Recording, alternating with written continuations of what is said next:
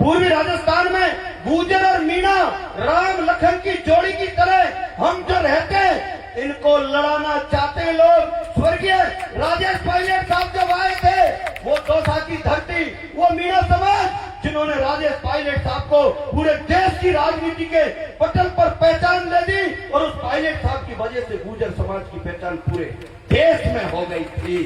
वो थे मीणा समाज के लोग। मेरे भाइयों, लड़ाना चाहते हैं लोग, इन भाइयों को लड़ाना चाहते हैं लोग। छोटी छोटी चीजों पर अपनी राजनीतिक रोटियों को सेकने के लिए पाटना के बांध पर क्या पानी की लड़ाई थी। अरे दोनों भाई बैठ के उसको सुलटा लेते। लेकिन मैं तुमसे कहना चाहता हूँ, वो सचिन पायलट जिसके हम सपने देख रहे हैं कि कहीं मुख्यमंत्री बन जाए, उसकी हत्या करने का काम उन भाजपा के हत्यारे लोगों ने किया जो गुर्जर मीणाओं को लड़ाने का काम कर रहे थे। मेरे भाइयों, हर व्यक्ति को किसी न किसी जाति धर्म में जन्म लेना ही पड़ेगा, ये हमारे हाथ में नहीं है। कौन व्यक्ति किस जाति में जन्म लेगा, किस धर्म में जन्म लेगा, किस गांव में लेगा। मैंने गुर्जरों में जन्म ले लिया, खटाना मुझे गोत्र मिल गया, गांव तेज गांव केमरी मिल गया, राम सिंहपुरा के लोगों को यहाँ के गांव में जन्म मिल गया। ये तो परमपिता परमात्मा के हाथ की बात है, कौन कहां जन्म लेगा, किस जाति में लेगा। लेकिन मेरे भाइयों, तुम समझना, लोग पहले जो राजा होते थे, तलवारों की लड़ाइयों में राजा होते थे। तब तो 6वीं शताब्दी से लेके 11वीं शताब्दी तक गुर्जर प्रतिहार राजवंश था, बहुत सारी जातियों का जन्म ही नहीं था। समय बदल गया, परिस्थिति बदल गई, हमें भी बदलना होगा।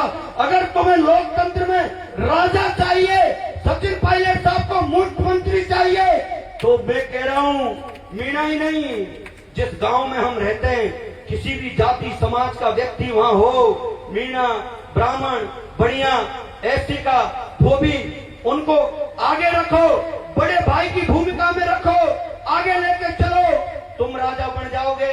नहीं तो तुमको लड़ाते रहेंगे और आपस में बांटते रहेंगे, तुम्हारा नंबर नहीं आएगा।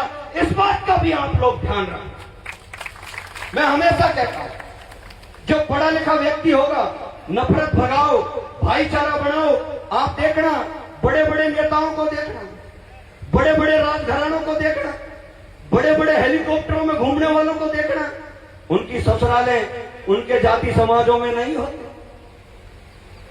बड़े लोगों के, उनके कोई जातिवाद नहीं होता, कोई धर्मवाद नहीं होता।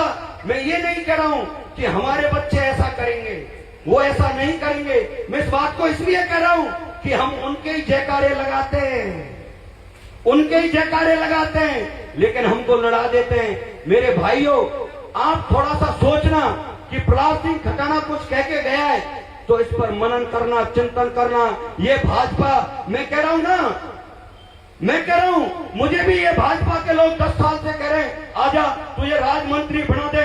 मैंने कह दिया, इस हत्यारी सरकार जिसने गुर्जरों को 72 गुर्जर 75 को गोलियों से खून दिया था, प्रहलाद खटाना का डीएनए नहीं कहता कि इन हत्यारों के बगल में जाकर के मैं बैठ जाऊं, ये मेरा खून इजाजत नहीं देता। मैं आप लोगों से कहना चाहता हूं, ये लोग चाहते क्या है? लगातार आए दिन पूर्वी राजस्थान में पता है, दोनों भाई मिल गए, राज बदल देंगे, लड़ा दो गुर्जर मीणाओं को। बताओ, जगन गुर्जर को अजमेर की जेल में मरवा दिया साहब। और मैं कह रहा हूं, आदरणीय मुख्यमंत्री भजन लाल जी, आप इस हत्या में शामिल हो, करो प्रहलाद सिंह खटाना को गिरफ्तार। तेरी औकात को पता चल जाएगा इस पुलिस प्रशासन की का कि किस तरीके से तुम जेलों में डालते हो। करते क्यों नहीं हो आप लोग? करो ना, मुझे गिरफ्तार करो। नहीं कर सकते क्योंकि ये शामिल है इस हत्या में, इनके नेता शामिल है, प्रशासन के लोग शामिल हैं। मेरे भाइयों, इस चाल को समझना पड़ेगा। मैं पूछ रहा हूं, नरेश मीणा का क्या दोष है जो आपने उसको जेल में डाल दिया? क्या नरेश मीणा का ये दोष है कि नरेश मीणा ने ये कह दिया था पाटना के बांध पर कि गुर्जर मीणा भाइयों को, अगर मीणा भाइयों को पानी चाहिएगा, मैं गुर्जरों से भीख मांग करके पानी ले आऊंगा, लेकिन मैं गुर्जर मीणाओं को लड़ते हुए देखना नहीं चाहता। मैं नहीं चाहता। अगर तुम लोगों को भजन लाल मुख्यमंत्री से लड़ना है, नरेश मीणा सबसे आगे खड़ा होगा। गुर्जरों तैयार रहना। कल समरावता में मैं कह करके आया हूं, अब जब नरेश मीणा के लिए आंदोलन की अगर जरूरत पड़ेगी तो गुर्जर मीणा आगे खड़ा मिलेगा, ये मैं भी कह के उससे जा रहा हूं। आप लोग तैयार रहना। समझो राजनीति को, समय बदल रहा है, कुछ समय थोड़ा सा घटा है, मुश्किल से 2 साल बाकी हैं।